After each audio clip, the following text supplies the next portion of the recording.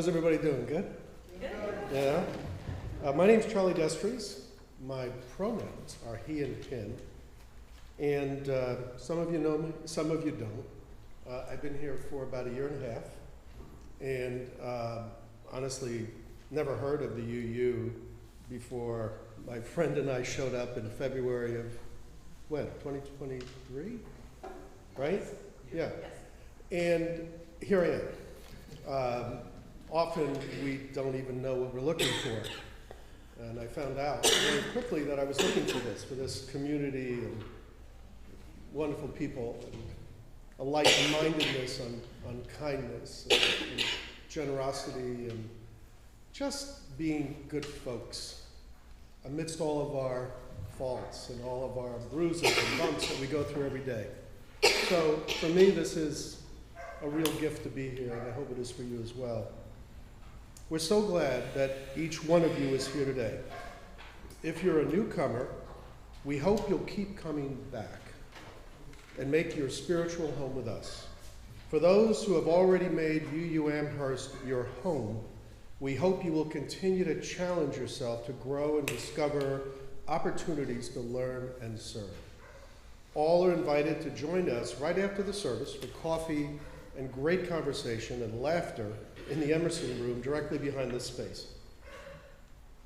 Children and youth are invited to depart for their activities following the time for all ages. A quiet room for parents and babies is available through the green and growing space at the back of the chapel, and there is a speaker in the adjoining living room so you can still hear the service. For those gathered in the chapel, I urge you to either place your phone on airplane mode or shut it off or sit on it so that it doesn't interfere with the service or the Wi-Fi signal that Les is holding up during the service. It's real important that you do that. That way the folks that are on the other end, they're watching from their homes, don't lose the signal, and I don't lose my temper. Our speaker today, one of my favorite people, is John Snodgrass. John is a frequent and popular speaker at UU Amherst, a prolific playwright and author. John teaches religion courses at Canisius University and resides with his family in Buffalo. John will now offer some words of welcome.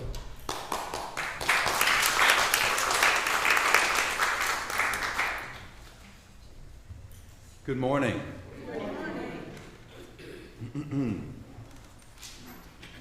Welcome to this place which we make holy by our presence. These doors are open to all. Bring your brokenness and your personal glow, your early morning aches and your energy, your vulnerabilities and strengths, fears and anxieties, loves and hopes, for here you need not hide nor pretend, nor be anything other than who you are and who you are called to be. Come into this place where the ordinary is sanctified, where the human is celebrated, where compassion is strength. Welcome to this place. Together, we make it a holy place.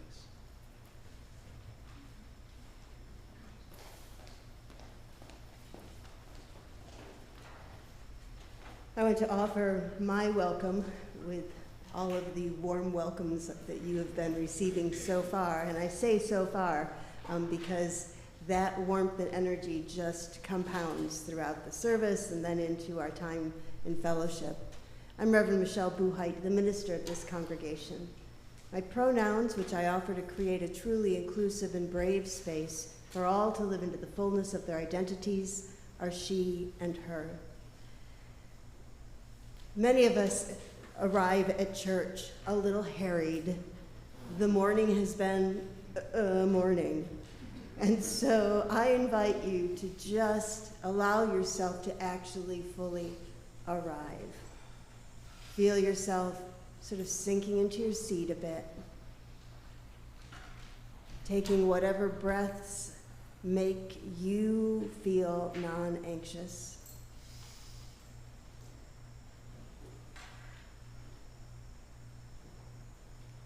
And now I invite you to look around and twinkle your eyes at the people around you.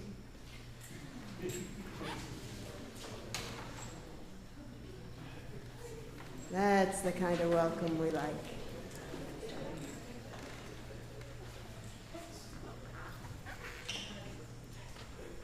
Are we done twinkling? As we gather, we acknowledge that our church is built on holy ground, land that was nurtured and cultivated by those who occupied it before us.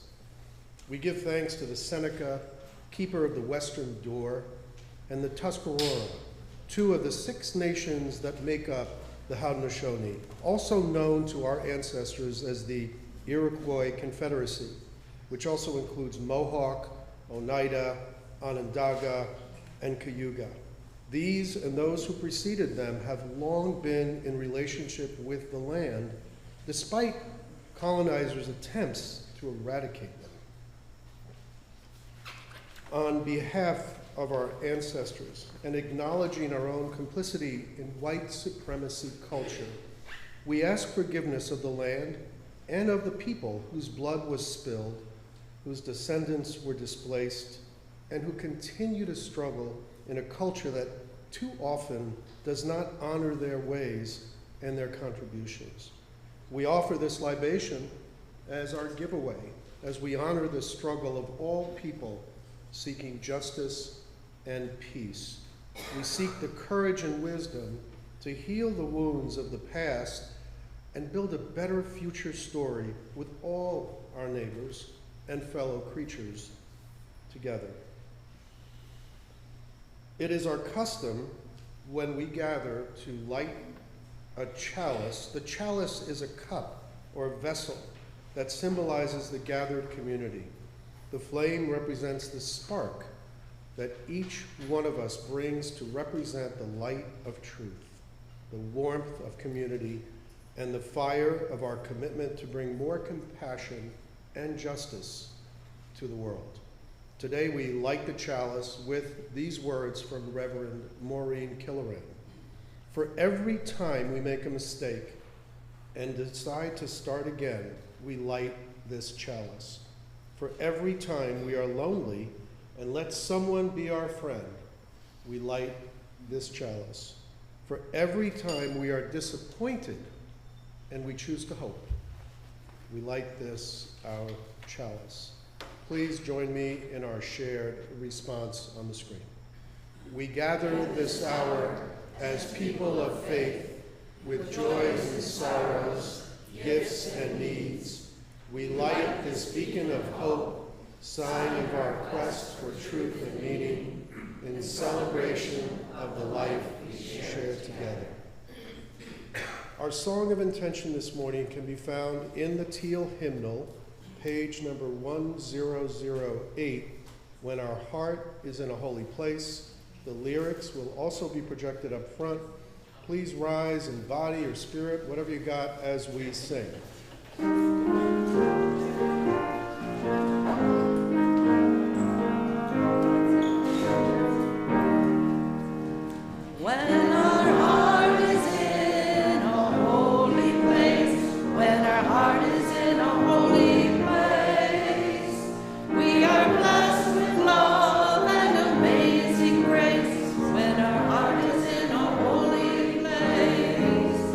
When we trust the wisdom in each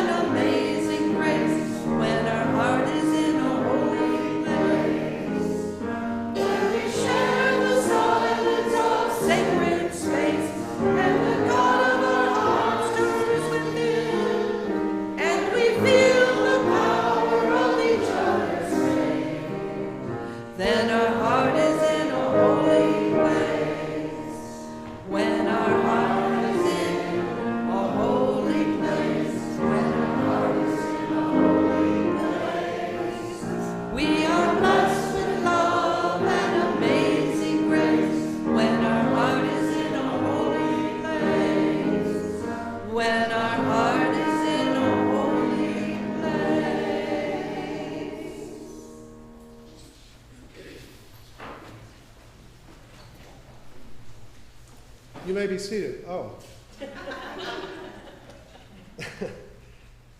We are a beloved community, a gathering of people who have chosen to journey together, to encourage one another, and to be a part of something important and life-changing, and it really is. Because we aspire to be such a people, we make bold promises about how we will be with one another. Whether today is your first time, or you've made UU Amherst your longtime home, you're invited to share in our sacred promise.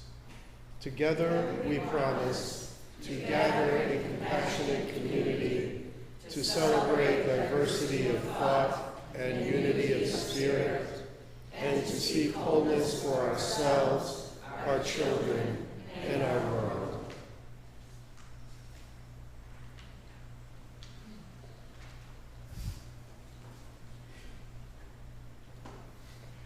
Each week, at about this time, I come forward to invite you to bring your whole selves into this space that, as John noted, is made sacred by our presence together, by our shared intentions of goodness and hope. The labyrinth is here at the center, the heart of this congregation. Labyrinths are places of sacred journeys, of going inward. But the tricky thing about the labyrinth is you have to retrace your steps and come back out. Bring whatever hope you have gleaned in that space. So I really feel like our space, our actual walls, and the energy that we all bring is a bit of a labyrinth. And we're moving along the labyrinth together. So we have a symbolic labyrinth here where you can place a stone or a shell in honor of those joys, concerns, and sorrows that you carry in your heart. Or maybe just to follow other people's leads. You don't have to come up with a big thing in your heart. You can just participate. It can be playful, it can be hopeful, it can be filled with sadness. This is a time where you can bring your whole selves. So, as the music plays, please come forward.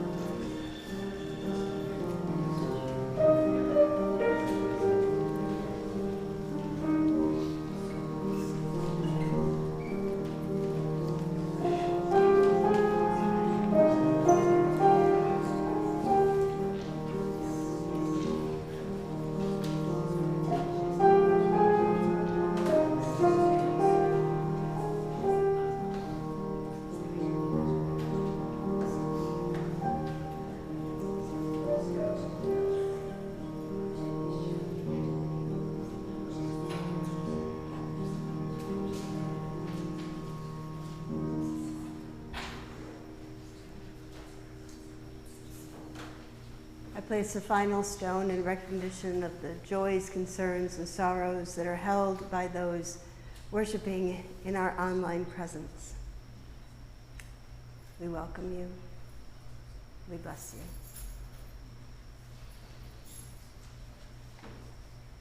So let's share a few breaths. That was an exhale.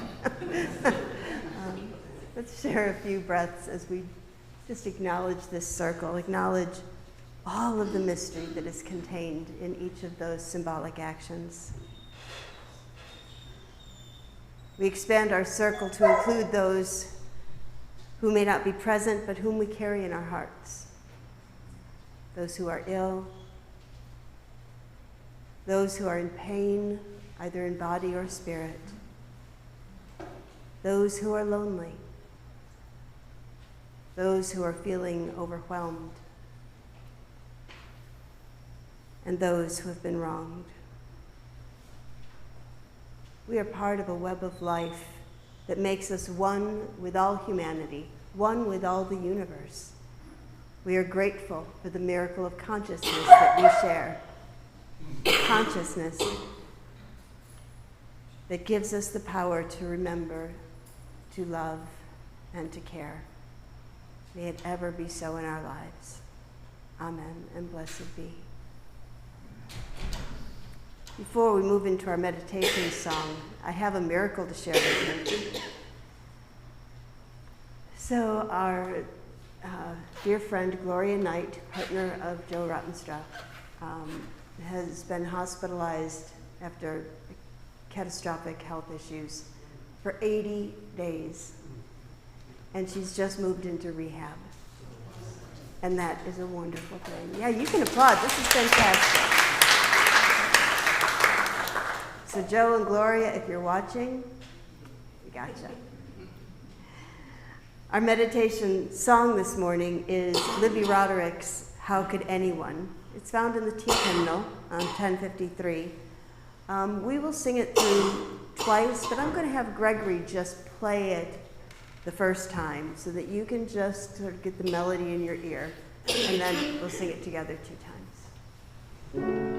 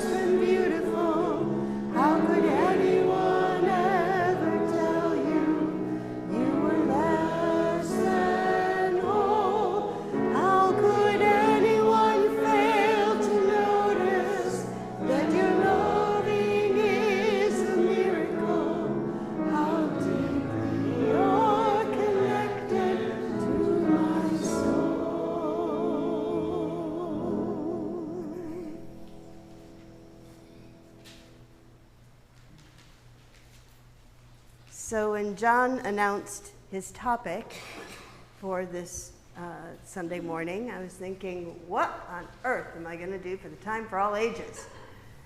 And then the magic of YouTube just said, hey, Michelle, here's a really awesome video. And so there are no words. It's a series of facial expressions on various faces that are like true human faces. They're not sculpted and airbrushed. They're people. And so I invite you to just absorb, take in, notice what happens inside you or on your outside. You might find yourself responding to these amazing human beings.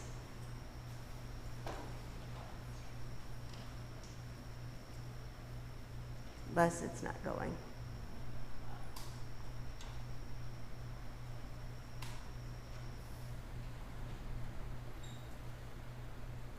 Oh.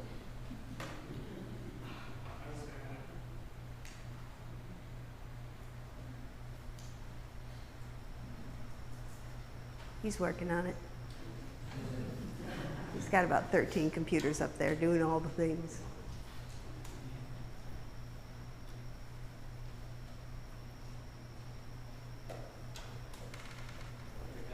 Magic.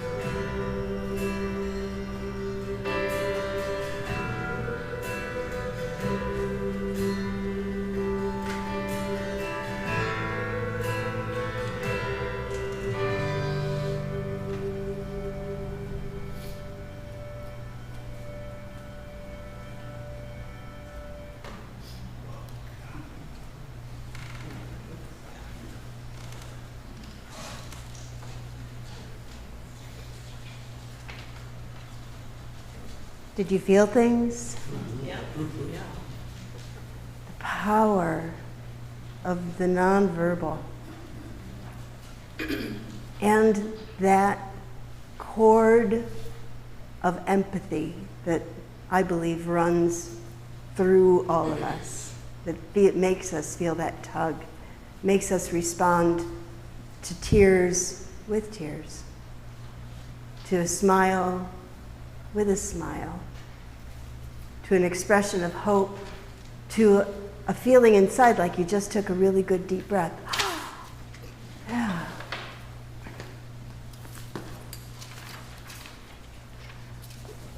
So we're going to sing our children to their activities. So follow Linda Joy and Katie and the barking dog. We love you, Hazelnut. I always call them the wrong names, butternut, nutmeg, but it's hazelnut. Okay, good. Linda Joy's giving me the yes. So let's take our children to their activities. Go in love, our hearts go with you. Go in joy, our hopes go too. Learn in love and grow in wisdom. Shine your light in all you do.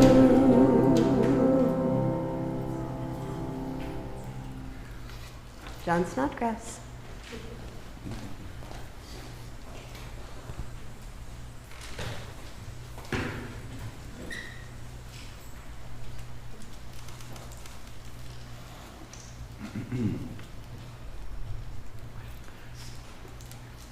Well, good morning. Good morning. Last month, I took Elizabeth and the kids to see James Taylor in concert. Let me start that over. Last month, I took Elizabeth to see Lionel Richie in concert. And it was very romantic, and he was a lot of fun. And then about a week later, I saw some discount tickets to see James Taylor, and I said to Elizabeth, so, is it time? Do we go? And she went, yeah, I guess we've put it off long enough. And that made sense, because I've seen fire and I've seen rain. But I never thought that I'd see sweet baby James. And the seats were so cheap that I realized that rather than scramble for childcare at the last minute, we could just bring the kids and I would babysit them myself during the show. You know, there are certain questions that a parent should expect, like, what existed before the universe? And if the world is turning, how come we don't fall off? But I never, in all of my wild imagination, never envisioned myself having to answer the question, who is James Taylor? I don't know.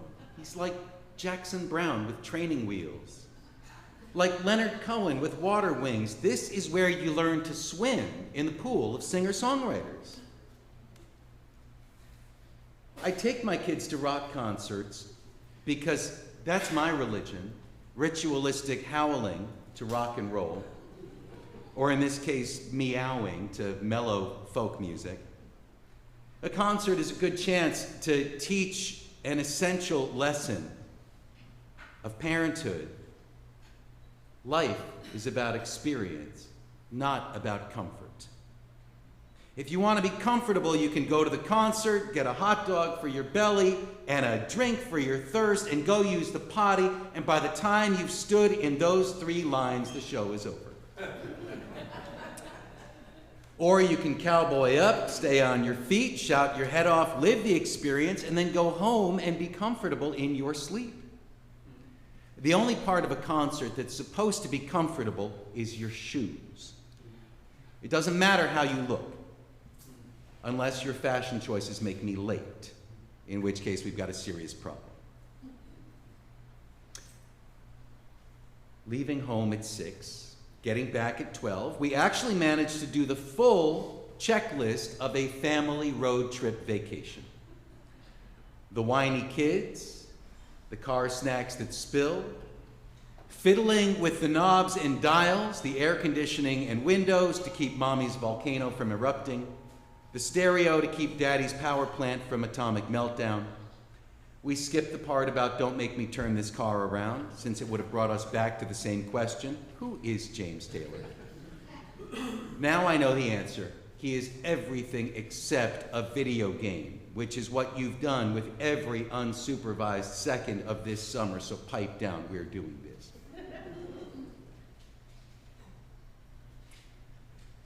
There's an element to a musical concert performance that you cannot get from a recording. You've got your analog record and your digital CD and your remastered streaming, whatever, but none of the audio recording gets the face. Particularly the eyebrows, which it turns out are a pretty important part of the song. In the concert setting, you can read lips, and that's a pretty good way to finally figure out that one missing lyric. But more important, you can read the person's face, and the movement of their eyebrows add this other dimension to the story that's being told. Oh, now I get that line. It's inquisitive. I'd always thought it was just sensitive. You know, James Taylor has always had fantastic eyebrows. And as his audiences have lost some of their distance vision, his hairline has adapted by receding to make it easier to read his eyebrows from farther away. I don't know if any of you noticed this. All right, we've looked at you long enough. Eyebrows are the unsung heroes of communication, the hardworking midwives of understanding. Mouths and ears can transfer facts, but communication is more than information. It's also affirmation. It's also subjugation. Conversation is a negotiation of relative social position. Maybe you take turns being the important speaker. Or maybe one person dominates by doing all of the talk, or dominates by saying, well, and making the other person spill their guts. That's an interrogation. Defenestration. That's not part of this message. I just put it in there in case anyone was getting hypnotized by all these words that rhyme with Asian. Anyway, regardless of the words that we speak, it's the eyebrows that express whether it's affirmation, domination, alienation, whatever. With interrogation, you don't have to speak at all. You just jut one eyebrow up like this, and they'll tell you everything. As a matter of fact, I think we come out of many interactions with a clearer recollection of someone's eyebrow expressions than our memory of the words that were actually said. I thought that talk went well. We really connected. That means the other person's eyebrows consented, and you can assume that that means they agreed with all of your political opinions. Doubtful. Matter of fact, when I hear someone say, I thought that talk went really well, my eyebrow reflexively hops up like this. I can't help it.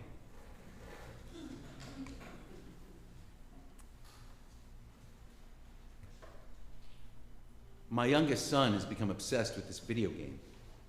Not just playing it, which is trying not to get caught by animatronic monsters, but also the whole mythos of the monster's individual backstories and motivations. And he has become concerned, even alarmed, that I might not understand the danger that these monsters pose while I worry about a zillion other silly things. And that as an old-fashioned dad, I might not be able to empathize with these monsters and why they need to keep chasing his character around. I'll confess, I come from the era of Pac-Man, where the ghosts chased this yellow circle in a maze, and you didn't have to wonder about the green ghost's childhood trauma or the pink ghost's repressed identity. You just ran from them, or swam or flew, or whatever Pac-Man's locomotion was. But that was the 1980s, and Pac-Man was an insensitive pack addict from the past. Today's video games are different. So William tells me all this stuff, and I nod. And I remind myself that when I was a kid, memorizing fictional facts about comic book superheroes helped my brain to later retain fictional facts about Shakespeare characters and systematic theology. So maybe this video game can do that for him. The stuff he's learning in school about frogs and fractions and Franklin Roosevelt, the brain can't really retain that stuff because it's not chasing you around trying to eat you. But being stalked by pixelated predators, that is a pressing concern with an important message.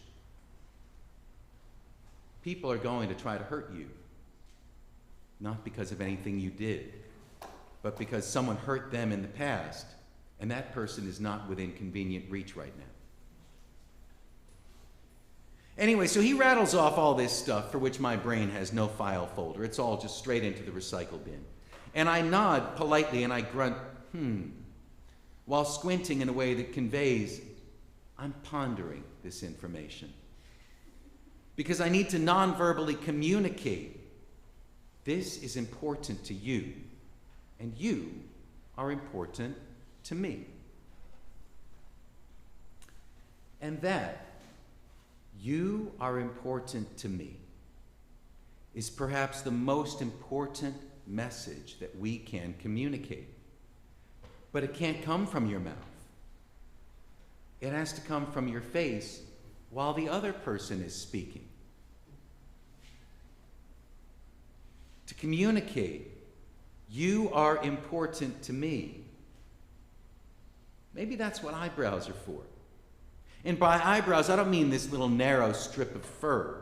I mean, really, the nakedness of the human face all around the eyes, the absence of fur that emphasizes the presence of these little tufts.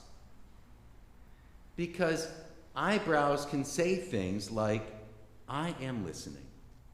I am concerned. I am confused. Please tell me more.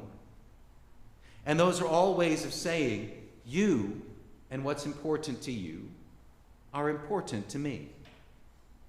And to make that point even clearer, eyebrows can express all of that without interrupting.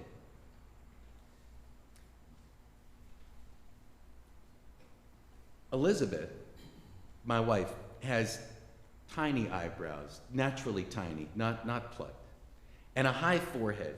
And something about her face seems to communicate to strangers.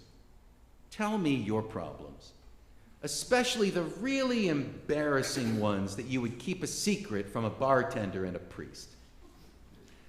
And someone asked me recently about how she chose to become a primary care physician.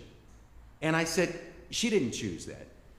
People have always come up and told them what's wrong with their body. Even when she was a teenage clerk at a video store, people would come up and say, well, I've got this pain right here that kind of flares up whenever I whatever.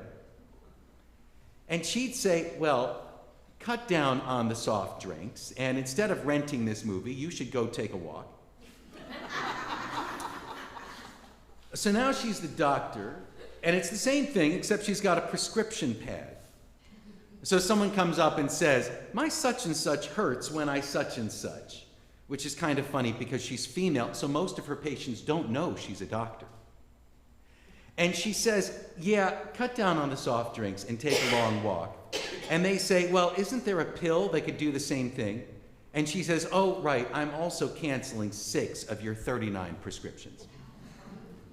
And then their face is sad. And then her face non-verbally expresses, your problems are important to me. That's why I'm canceling the medications that help you ignore your problems. So your problems can also become important to you. See, that's not a referral. If anybody here is like, oh yeah, you know what, I think I would like for that guy's wife to be my doctor. Not necessarily, think about it first. Not necessarily. But they know she cares. And in many cases, they do feel better. And she can do this with her tiny eyebrows. Eyebrows that you can't even see on a Zoom screen. You really have to be there in person.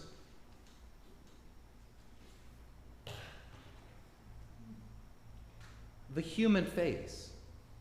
It's all of these sensory organs kind of jumbled together. It's a total Picasso roll of the dice how they're arranged.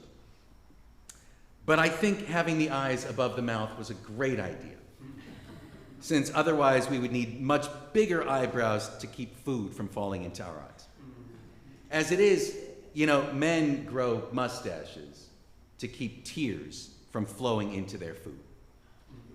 Maybe that's how evolution encourages social cohesion. Like if you alienate the tribe, you'll need this big mustache, or the food you eat alone will be salted with bitter tears. You don't even have to shower the people you love with fancy words. You just use your eyebrows to show them you care. You see, shower the people, I got sidetracked, but don't worry. I'm definitely getting back to that James Taylor story. My decision to babysit the kids myself during this concert turned out as stupidly as it sounds. I got jabbed in the ribs every 20 seconds. Is it almost over? Jabbed in stereo. Malcolm on one side and William on the other. The good news is, at least it wasn't a Jackson Browne concert, because if you poke me during a Jackson Browne concert, you're going to lose that finger. And also, when it's all said and done, at least we hadn't wasted all of that time and energy dragging the kids to see the Grand Canyon. Look, kids, the Grand Canyon. There's nothing here. I know, it's the world's biggest nothing. Is it almost over? Not for another few billion years. This is geology. Having done some advanced research about Taylor's recent set lists, I had decided that we didn't have to stay for the whole thing. We would leave after he sang a song called Your Smiling Face. And it just turned out that that was his second to last song. But before singing it, he smiled at us, and we smiled at him, because that's what humans do. It's part of our nonverbal communication. When a kindly, gentle, elderly fellow smiles at you, it's contagious. The smile gets shared. And looking out at all of these grinning faces, he then sang, "Whenever I see your smiling face, I have to smile myself because I love you." And that moment was deeper than the Grand Canyon. And in that shared moment, the whole hectic family road trip came together. And it made sense, and it was good. Thank you.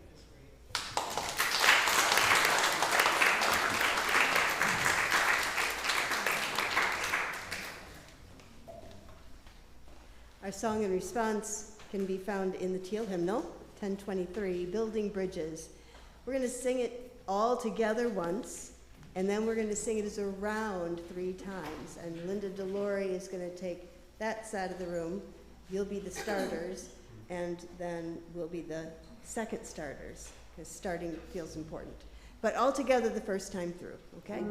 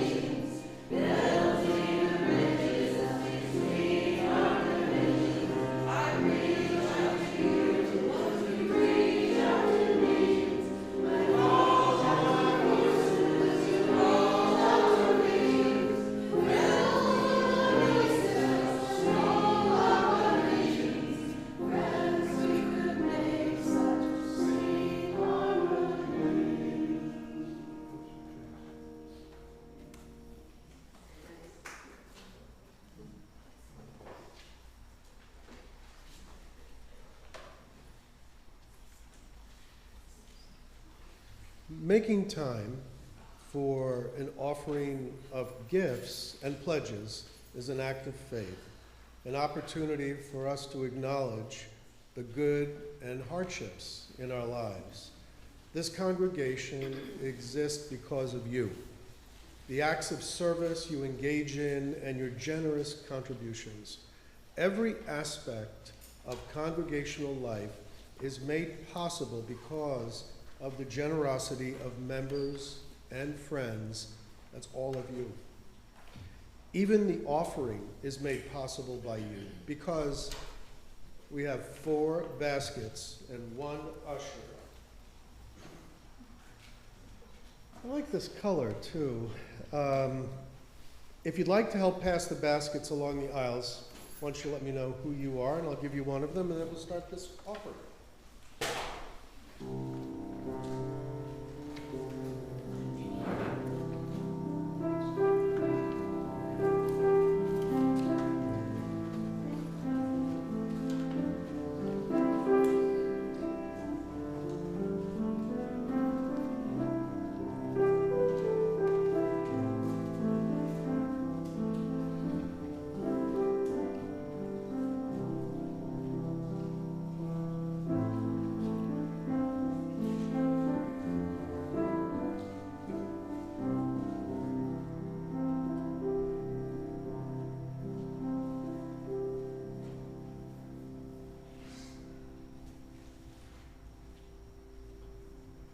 We began our service with the lighting of our chalice, a symbolic act to remind us that each of us is a spark that creates the flame each one of us brings to represent the light of truth, the warmth of community, and the fire of our commitment to bring more compassion and justice to the world.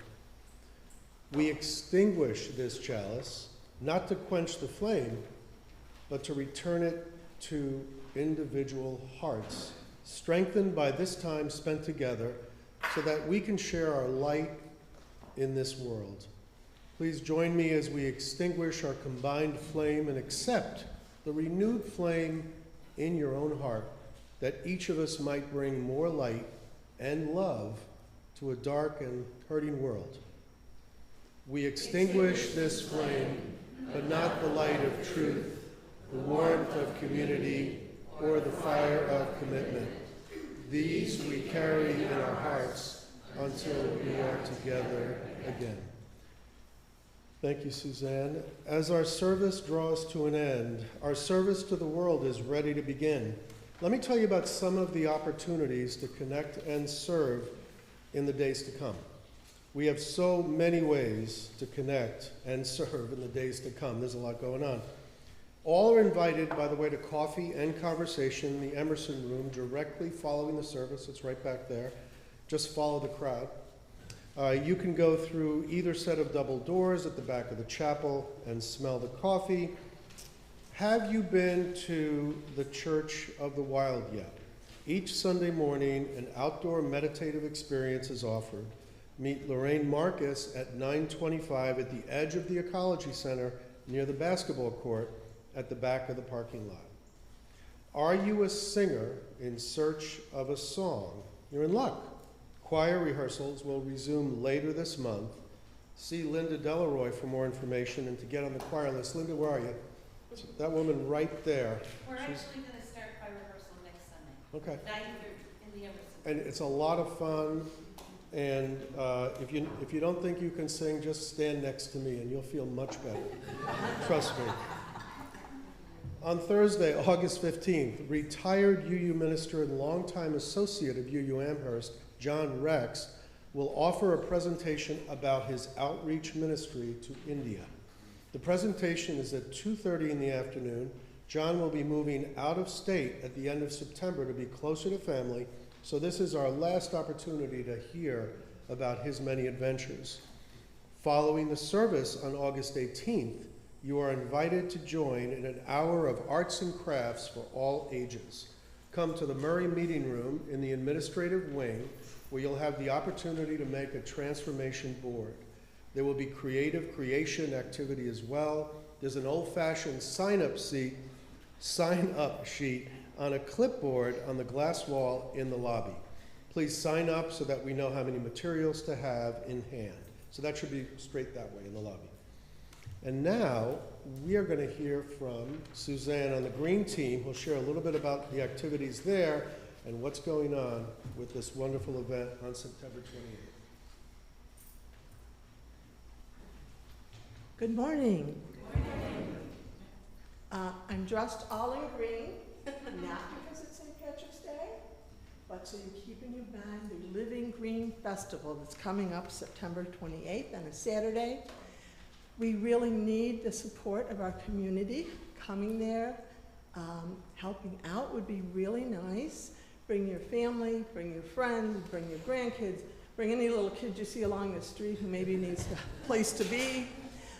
Bring your foes. Maybe there'll be some transformation with all the wonderful things that are going to be going on.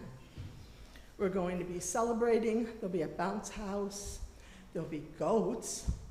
And who doesn't love a goat? And animal rescue groups. There are things to participate in. There's going to be a basket raffle, green cafe, and rummage sale. You'll be able to walk the labyrinth in the Ecology Center. And there'll be a vendor's row, both nonprofit and profit. We've got about 24 people now coming here to show you wonderful things about living green and also selling some living green things that they do. And there'll be education. There'll be hands-on crafts, a scavenger hunt, native plants, composting tips, aeroponic gardening, and all kinds of other things. So for anybody on the green team, I found the name tags. They say green team on here with this beautiful logo that I think Bruce did this, but I'm not positive, so don't hold me to that. But for green team people, I found the name tags because we couldn't find them earlier. But if you go through the doors on the left, on the right-hand side where the table is, there's a basket. Pick up your name tag to have during coffee hour, so anybody not on the green team will know who to approach to say, oh, isn't there something I could do for an hour to help out?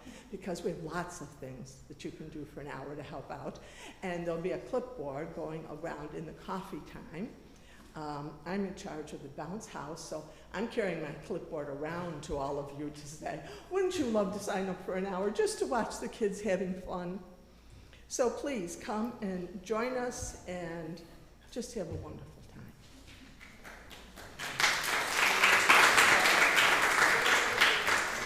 Thanks, Suzanne. Let's see. Boy, I told you there was a lot going on. As I mentioned when we first started, I've been involved with this wonderful congregation for, I don't know, a year and a half. And it's, in a way, it's been a healthy thing for me. And, I'm one of these science medical guys.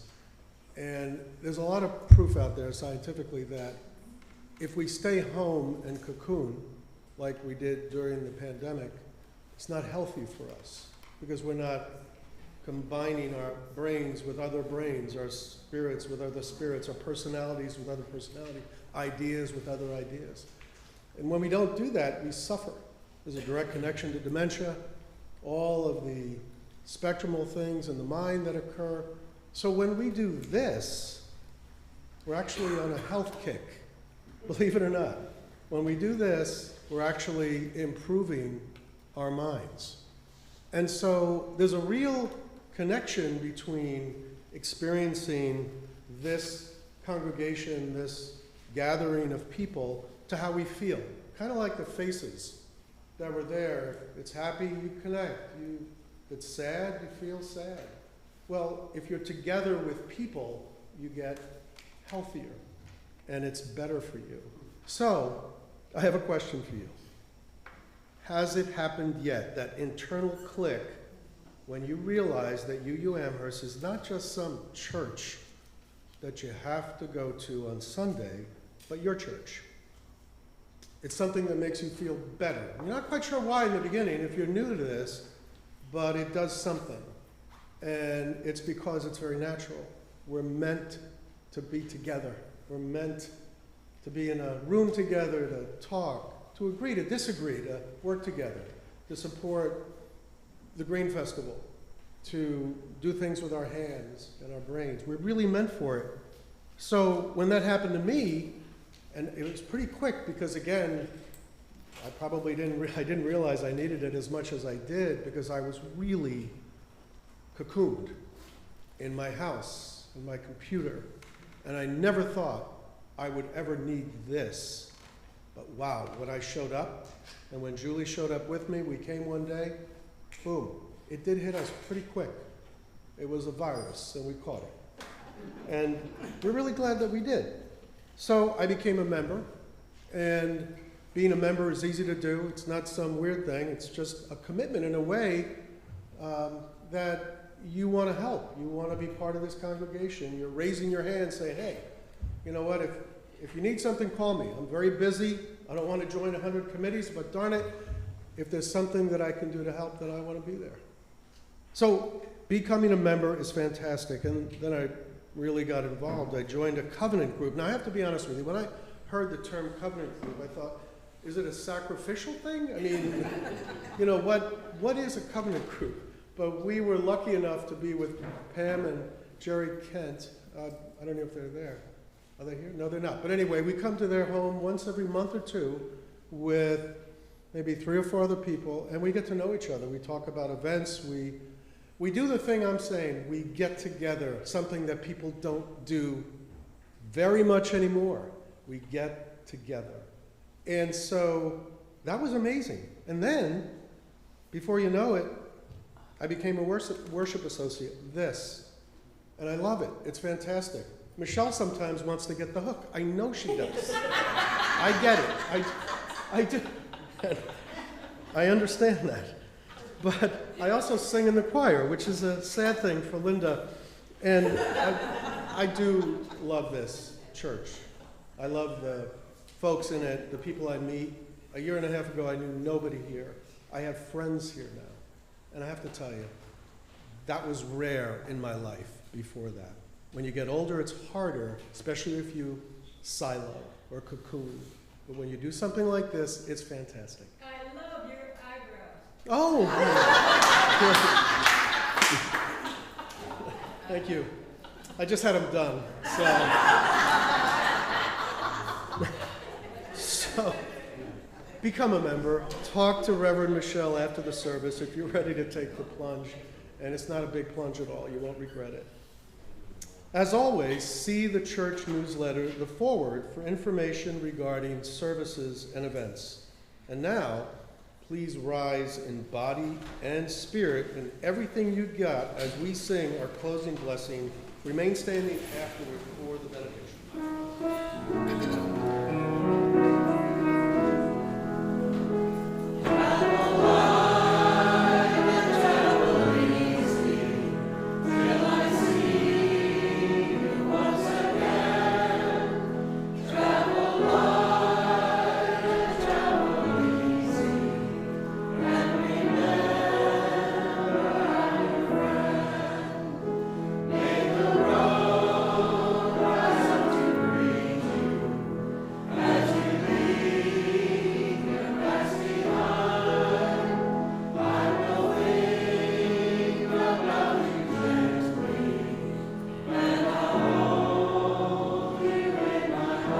Twinkle your eyes.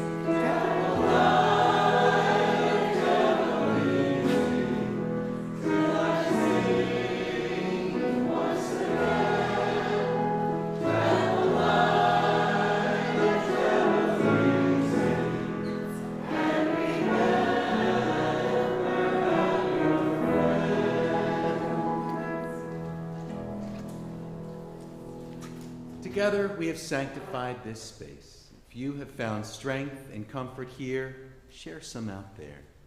They need it. Remember that you are blessed and you are a blessing and you are not alone. Go in peace.